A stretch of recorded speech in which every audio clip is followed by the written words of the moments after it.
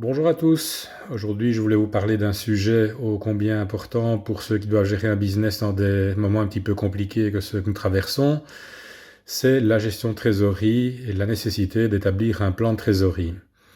En clair, ça consiste en quoi? Ça consiste à avoir une image, voir une évolution dans le temps des rentrées et des sorties d'argent prévues et de voir si votre entreprise sera capable de faire face à ses engagements, à ses échéances. Il y a plusieurs éléments à tenir en compte pour pouvoir optimaliser ce processus. Dans un premier temps, il y a le délai de facturation.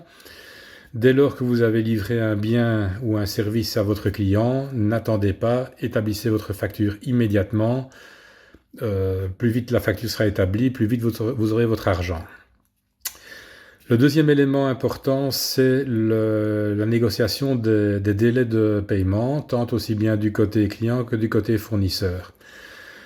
Le délai de paiement sera un petit peu fonction évidemment du type d'activité, de même que la taille des entreprises avec lesquelles vous négociez. Et en général, lorsqu'on travaille avec des grosses entreprises, elles ont tendance un petit peu à imposer leur délai de paiement, notamment quand on travaille avec des grosses multinationales.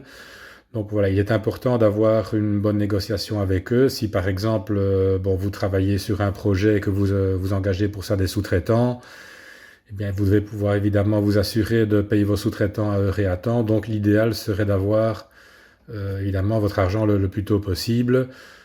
Voilà, essayez de mener du mieux que vous pouvez cette négociation avec votre client. Lorsque l'on parle évidemment de pouvoir honorer ses engagements à temps, on fait référence évidemment à une notion qui est très importante que l'on appelle le fonds de roulement. En anglais, on appelle ça le working capital. Alors, en quoi est-ce que ça consiste? Eh bien, on définit le fonds de roulement comme étant le différentiel entre, d'une part, les créances court terme et votre trésorerie, et de l'autre côté, vos dettes à court terme. Les créances court terme, c'est donc les factures clients que vous devez encaisser, c'est éventuellement un montant de TVA que vous devez récupérer ou un reliquat de taxes. Les dettes court terme, c'est vos factures fournisseurs, c'est éventuellement la TVA, c'est les salaires à payer. Donc voilà. Dès lors que le montant des créances et du cash est supérieur à l'ensemble de vos dettes court terme, eh bien, vous avez à ce moment-là un fonds de roulement positif. Si, à contrario, l'ensemble de vos dettes court terme est supérieur à vos créances et à votre cash, là, vous avez un besoin de fonds de roulement. Et ça veut dire qu'à ce moment-là, vous allez devoir trouver une source de financement pour pouvoir financer donc ce besoin en fonds de roulement.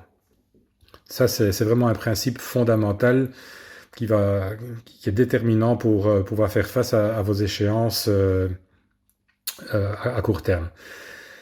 Une autre chose très importante, c'est c'est le suivi et le recouvrement de vos créances.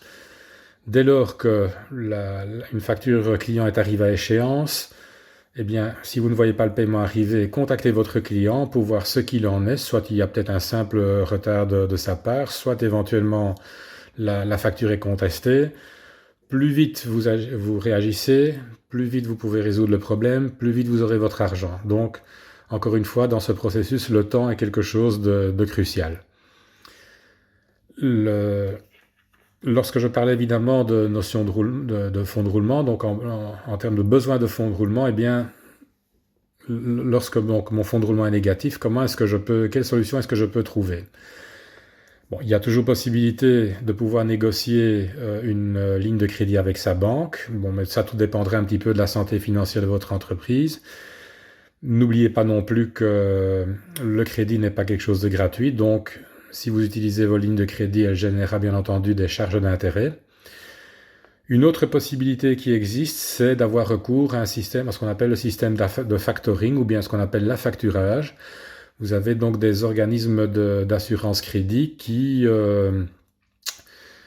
vous permettent de vendre vos factures. Donc vous allez vendre votre facture à cet organisme de crédit et vous aurez votre argent immédiatement, moyennant bien entendu la retenue d'une commission et d'un escompte. Ça veut dire qu'en gros, si votre facture, vous émettez une facture de 100 euros, eh bien, vous recevrez 80 euros immédiatement sur votre compte. Les 20 euros, évidemment, seront des charges financières.